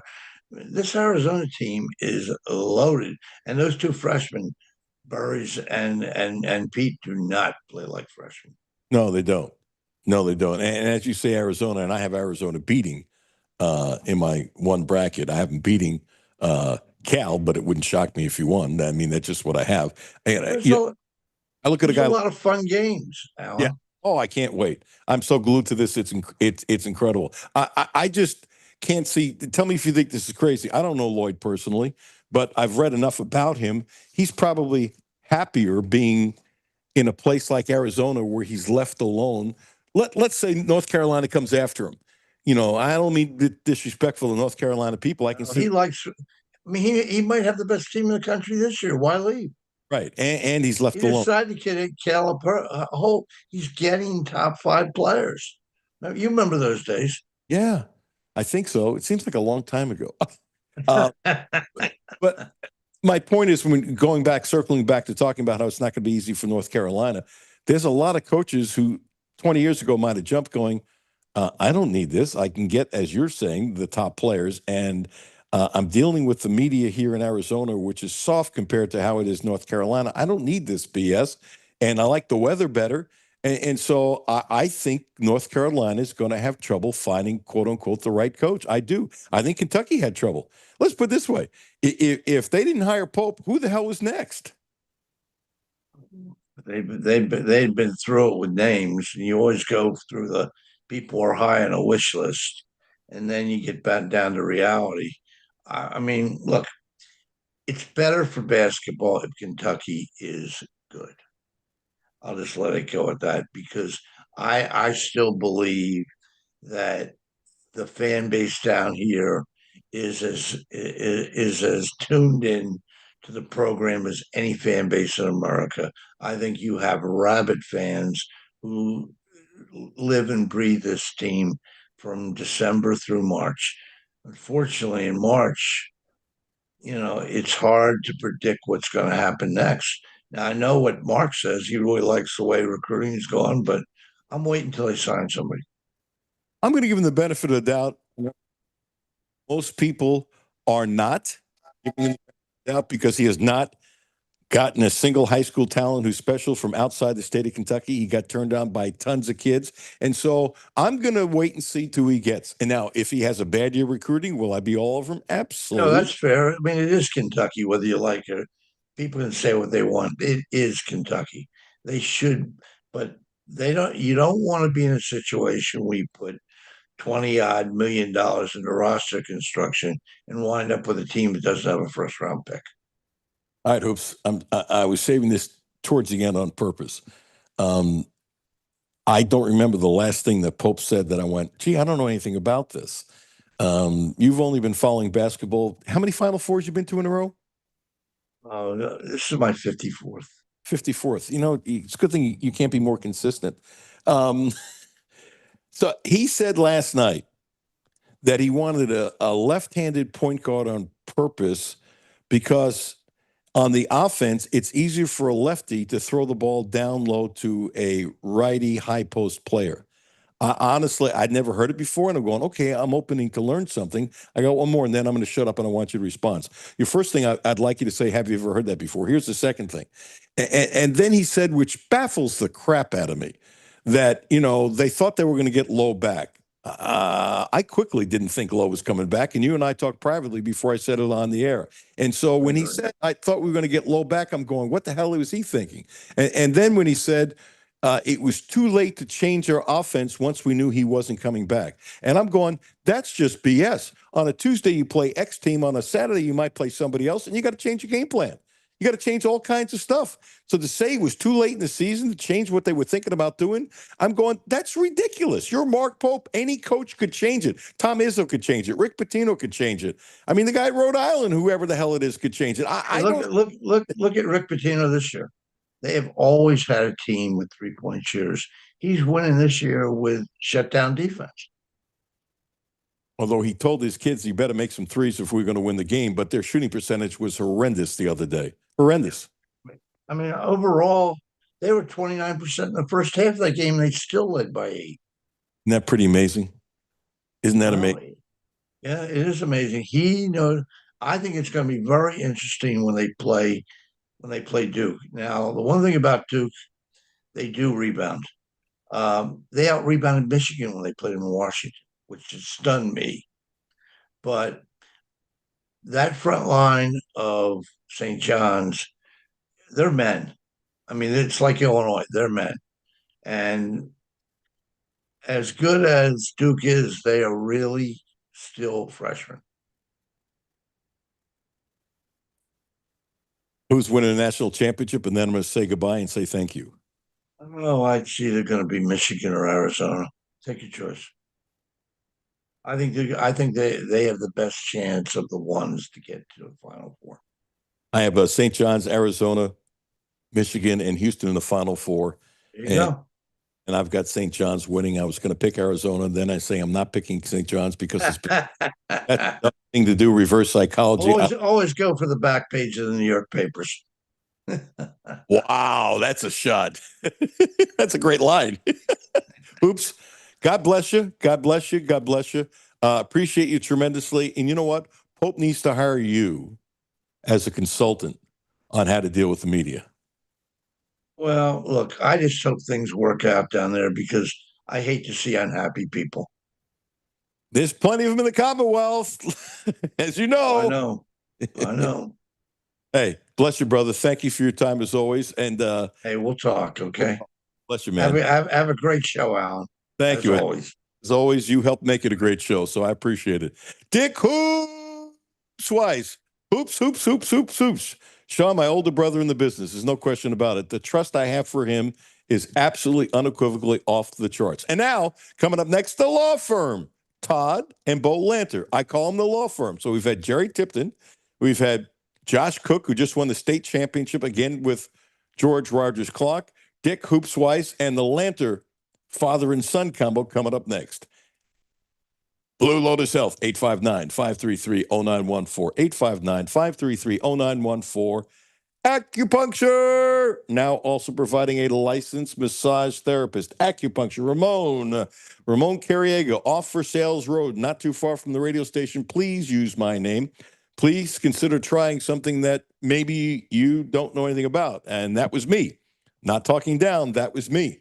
And I still don't understand it as I keep on saying it, but I know he has helped me tremendously, and he's a friend, and I trust him. Ramon Carriego, Blue Lotus Health, 859-533-0914. Alan Cutler, we're Sean in control. Jimmy's on maternity leave. Doesn't that sound strange to say maternity leave? It does. Is that what you call it? Maternity leave? Paternity. Yeah, I like maternity better. Paternity's too old-fashioned. Be up to date. I want to change the language. I know that was a silly comment. Alan Cutler, I believe it, though. 1300 AM, 92.5 FM. The Alan Cutler Show on ESPN 92.5 and 1300 AM and on the ESPN Lexington app. Presented by Republic Bank. Hi, this is Alan Cutler. Have a no-filter comment? Hit the text line, 859-381-1313, 859-381-1313. Hi, this is Alan Cutler. Driving should feel personal, protected, centered, completely at ease the moment you pull onto the road. That's the Volvo difference. Thoughtful design, quiet confidence, and safety always working in the background so you can simply breathe and drive. We love our VC60. Plus, the luxury of Volvo is often more within reach than expected. That's why Volvo deserves your first look.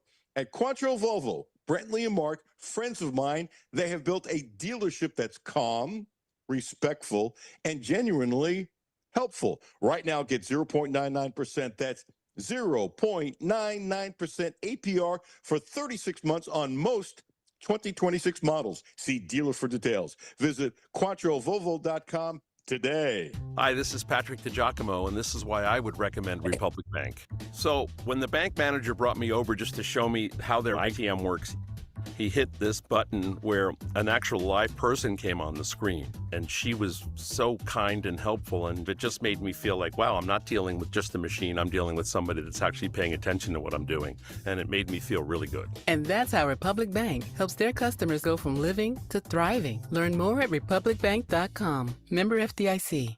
It's March, and that means it's a perfect time to start betting with Circa Sports Kentucky.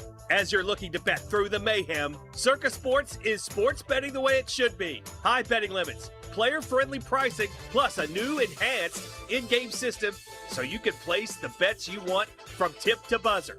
Don't forget you can visit Kentucky's largest sports book, Circa Sports, at the Mint Gaming Hall, Kentucky Downs. Download the Circa Sports app or visit circasports.com today. ESPN Sports Radio 1300 and 92.5. Back to No Filter Radio with Alan Cutler. Podcasts on Apple, Spotify, and Google, Monday through Friday. Welcome back. Alan Cutler, 1300 AM, 92.5 FM. We go from Jerry Tipton to Josh Cook, Mazel Tov, winning the state championship again, to my dear old friend Dick Hoops Weiss, to the law firm, together again. Hey, how we doing? Players Todd and Bo Lanter. Boys, how are you? I'm great. How are you? I'm good. So, what was your mental outlook? How unhappy were you? Is it just losing to Iowa State or how they lost to Iowa State? What were you guys both give me a take of how you felt after the game, and do you feel a little better today? Go ahead. It's how we lost. I picked Iowa State to win that game in the bracket. Granted, I filled the bracket out before Jefferson got hurt in the first round. I hope with all sincerity that he's healthy and able to go this weekend. I don't think anybody, whether they're our opponent or not, deserves to have to suffer through an injury, especially after all the culmination of the season and career to get him to this point. He should be able to enjoy this time. Obviously, I thought it gave us a little bit of a window with one of their better players out for the game. Turns out it did not. We can get into the particulars if you'd like to, but basically their defense was as obnoxious and all-consuming as we could have expected. It was they put on a clinic defensively, and in the second half they just cut us to death. Just beat us off the dribble, beat us on backdoor cuts, put us in ball screens, and just absolutely put on a clinic. So it's frustrating, especially, we weren't fully healthy throughout the whole year. And obviously we're missing, two huge key position players going into the postseason. It's tough to do without a point guard. The result of that was 20 turnovers and a 25-point butt whooping by a better team. And it's frustrating. It's frustrating when the season ends the way that it did. But it's really frustrating when it ends in that fashion. It was just, we had a 20-6 lead or something early in the first half, started making some substitutions. Otega got himself in a little foul trouble, which we knew was going to be a problem. We just don't have enough guys to go to and get a basket. It was basically Denzel and Otega at the end of the season that we could rely on to go get a bucket when we needed one.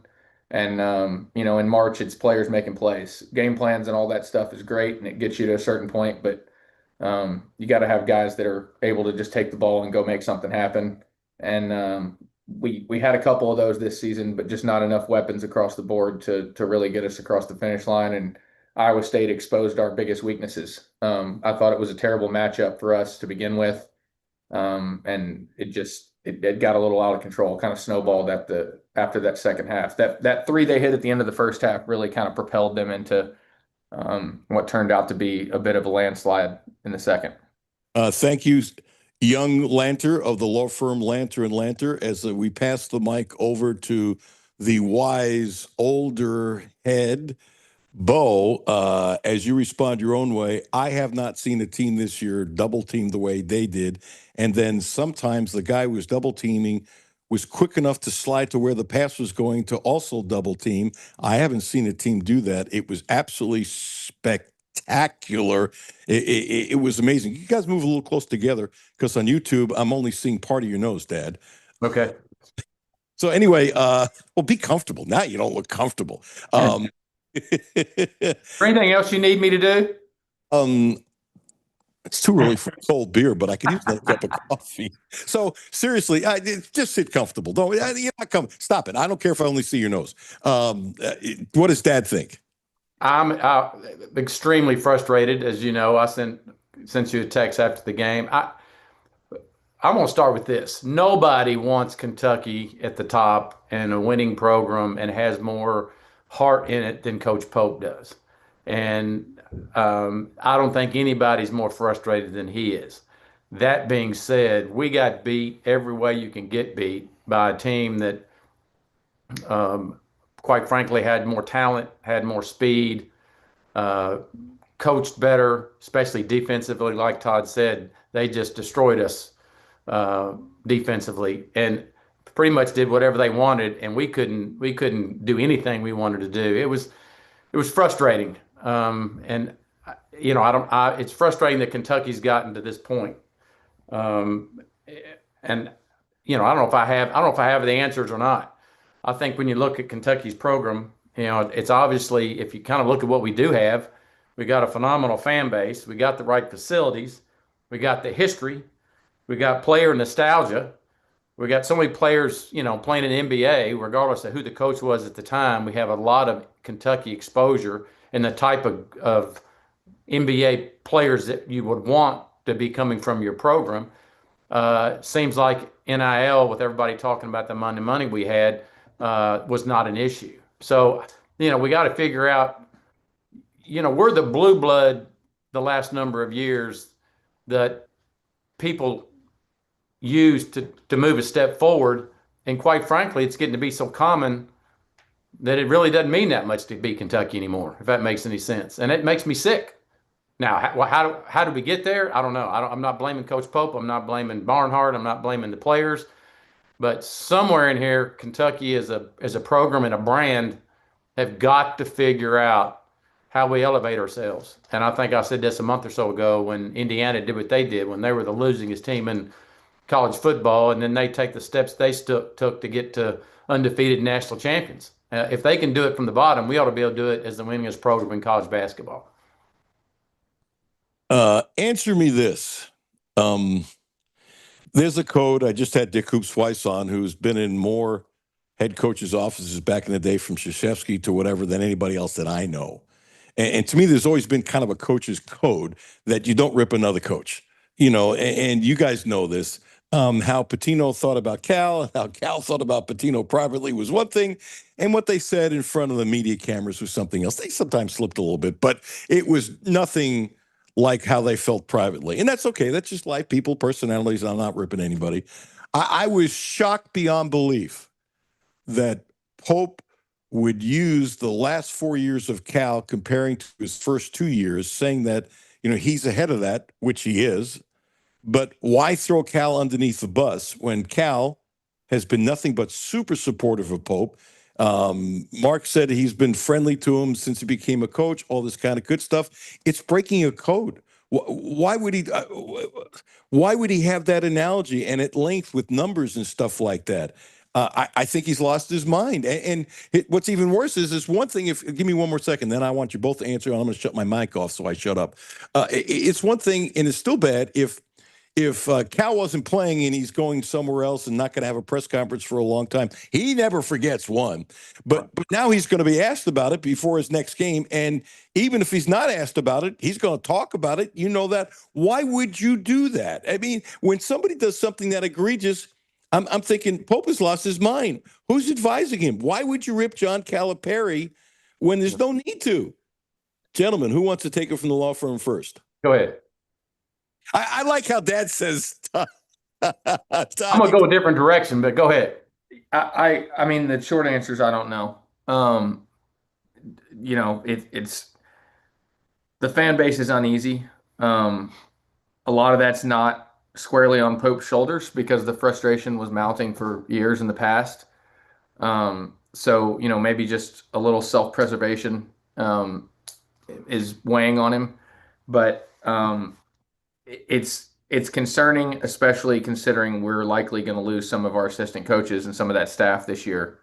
He's got to be able to go out and hire new guys to come in and be in his program with him. It's a little perplexing. I actually haven't seen. I saw the text about it, like I saw it written out, but I haven't heard him actually say it. So I want to hear how he said it and watch the video. But I think anything other than they had a better game plan than us and we got outplayed is falling on deaf ears right now. It's a tough way to lose a game like that. And just real quick, not to go off your point, but you talked about their defense a little bit more and how suffocating it was. Their game plan coming into this, and anybody that's watched Iowa State this season knows how they play defense and the tactics that they were going to use. Kentucky likes to get into the middle of the paint. We want Denzel or Ortega driving the ball. We try to use high ball screens a lot and get Brandon and Malachi out there, who most of the time are going to roll to the basket. Iowa State's defensive strategy for Kentucky that, again, anybody that's watched them this season would have known what they were going to try to do was to ice those ball screens, which is, for those listeners that don't know, is basically when you force the ball handler to turn down the screen and don't allow him to come off of it and create a switching opportunity or ability for us to hedge. It prevents help. So a lot of times we got into weak side pick and roll situations. They would ice it, force Ortega to turn down the screen and take the base or take the sideline route to the basket, where they have help and help that's capable of moving laterally and getting in front of him. And it prevents them from having a switch where Ortega is able to take advantage of a mismatch off the dribble. It looked like we'd never seen that before. And on the flip side of that same coin, on the defensive end, they put Malachi in ball screen after ball screen after ball screen on a weak side, knowing that we didn't have help to throw that direction and that Malachi wasn't going to be able to guard the guy off the dribble. Nothing against him. It's just you got to have adjustments that you can make to take advantage of the fact, or to rather counter the fact that they're going to take advantage of those opportunities. And that's something that you see great teams defensively do and are prepared for. And they absolutely cooked us in that action over and over and over again. And I think the most deflating thing about that loss, regardless of Pope's comments or anything else, was hearing the Iowa State players talk about how they knew once they punched us in the mouth that we would just give up and it'd be easier to just get on the bus and go home. That's not something that's said about a Kentucky team very often, and certainly not what we build our reputation on. We literally have a team called the Comeback Cats because we didn't give up and constantly pursued greatness. That's a little frustrating because they knew they had us beat, and they just kept their foot on our neck. And so to come out of that game and not kind of acknowledge they were better prepared and they executed offensively and defensively exactly what they wanted to do, that to me is the most frustrating part. I don't know what Pope could have said that would have landed appropriately on the fan base after a season like this. But it's frustrating to lose in that fashion. And one other thing I'll say, Kentucky, by all accounts, from a 30,000-foot view, we had a letdown of a season, right? But we lost 4 non-conference games. We got embarrassed by Missouri and who else was it? Vandy. Well, Vandy was pretty good, but we got embarrassed by Missouri and Auburn. It was Auburn. We lost in the round of 32. We didn't win the SEC tournament. Guess who else did all those things? Lost by 4 non-conference games, lost to Missouri and Auburn, lost in the round of 32, and lost in the SEC tournament. Number 1 seed Florida, and they were fully healthy, and we were missing 2 key components of our roster. So I think some of the frustration is mounting from past seasons, and because we expect so much and demand so much as a fan base. But I don't think it's a fire sale situation where we have to look at Pope and say this is make or break it time. I know he's got a couple more years on the contract. I think next year is going to be a huge piece, and I know everybody's concerned about the recruits, but how he responds in this offseason and the roster construction of next year, regardless of how many 5-stars we have, the construction of the cohesiveness of that unit that he can put out there, and backup point guards and extra shooters and those kinds of things. The roster construction itself, I think, is going to be the biggest telltale sign of what's to come with Pope's future here and his ability to do this job. And I have a lot of faith in him. I want to make that clear. I have faith in him. I think everybody is kind of up in arms right now, and they have a right to be. But he's getting paid what he's getting paid to do a job, and we have to trust that he's going to do that to the best of his ability, and I think he'll respond. Dad, by the way, I heard the whole thing Pope says, and I was shocked as he was saying it. Just shocked when he did that thing on Cal. And I have a soundbite. I don't think we have time enough to play, but Nate Heisey talked about how they knew basically once they got Kentucky down that they were going to fold, which is what you said. When I saw that soundbite, I was shocked. Want to have Dad's comment, and then I have to say something about Sean Woods before we say goodbye, and I don't want to do it, but I have to do it. So, Dad, you go first, please, and I won't ask you to comment about. I'm going to be pretty blunt. I was shocked that Pope did. I have faith in Pope too, but we got to get the right type of players, and it's the right type of players that fit into the systems that he feels most comfortable in coaching. And I don't know if he's figured that out, but he next year is extremely important. As far as what he said, I can assure you of this: Coach Pope was not brought here to use the baseline of Coach Cal's last 4 years. So for him to even make that comparison, to me, is just completely out of left field, not only from a coaching standpoint, but from a relationship standpoint with Coach Cal, because I think it could be a benefit to him. But for him to compare his last 4 years as a baseline for what he's trying to do or to make him look better, it doesn't make any sense. That bothers me. Now, can Coach Pope bring in the right players and get us to the next level? Well, we're going to find out. And I said in my monologue, I'm going to be different from a lot of Kentucky fans, even though he hasn't brought in a high school star now from the state of Kentucky. I want to see what he does. I think there's a fairness issue. He's in his 3rd year. Let's see what he does recruiting. I'm open-minded. A lot of people saying he can't bring guys in. Well, maybe he can't. But by the same token, too, I want to be open-minded. Suppose he puts a great team together. I think it's possible. So I'm being open-minded tremendously. I think there's a fairness to Pope, since he's the coach, to give him that. But the stuff to comparing Cal, I think he's lost his mind. I've got like 30 seconds. Either one of you might want to make a comment. Always appreciate your time. And you know what? As much as you guys love this program and both bled for the program and want the program to succeed as much as anybody, and when you rip your heart's open, it's blue. This has got to be tough for you to talk on radio about this stuff, because as much as you love this place, and I know you guys want Pope to succeed tremendously. I want to make sure everybody understands that. No question. We definitely want Pope to be successful, but it's also very frustrating for most TV shows, and you turn it on, they're talking down about Kentucky and where the program is, and from Barkley to DeMarcus Cousins to who. It's not just the loss this year. It's the last 10 years. The brand is decreased in value, and we got to figure out a way to get Kentucky back in the top, not only in wins, but in perception for recruiting needs and everything else, and sponsors, boosters, money, because that's what it's going to take. It is. Hey, guys, appreciate your time. Nice to see the law firm back. I hope you're able to raise your retainer fees because of the knowledge that you shared on the show. Guys, I respect the heck out of both of you. Appreciate your time. Have a great day, and thanks for doing this together. Thank you. We appreciate you having us. We look forward to next year. And speaking of fees, the invoice is still in your inbox, I guess. I don't have inboxes. Good line, though. Have a good one. Your smile on your face, Todd, was great. Your dad, he's just shaking his head. It's all good. Thanks, guys. Have a great day. Bless you both. Hey, Sean, you'll be getting that invoice. You handle it. I know exactly where to put it. I bet you do. I got about 2 minutes, Sean, because this is not something I want to do, but I have to do it. Do I have 2 minutes? Yeah, you're good. Okay. Had a few long private conversations last night, and I did not talk to Sean Woods.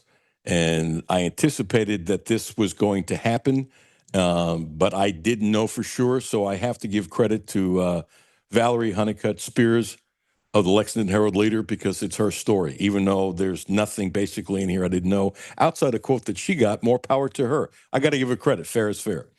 Former UK standout Scott County basketball coach faces abuse or neglect allegation is the headline. And Sean has been placed on leave while a state agency looks into quote-unquote allegations made against him. And that was confirmed. The Herald-Leader confirmed that with the Scott County School District. The district wouldn't tell the Herald-Leader who it was, but a parent of Scott County told the Herald-Leader that it was Sean Woods. And I've seen a whole bunch of stuff on this now. That parent, Tasha Williamson, who I've never talked to, she then shared a letter to Facebook from the State Cabinet for Health and Family Services. And Sean, I had the letter last night.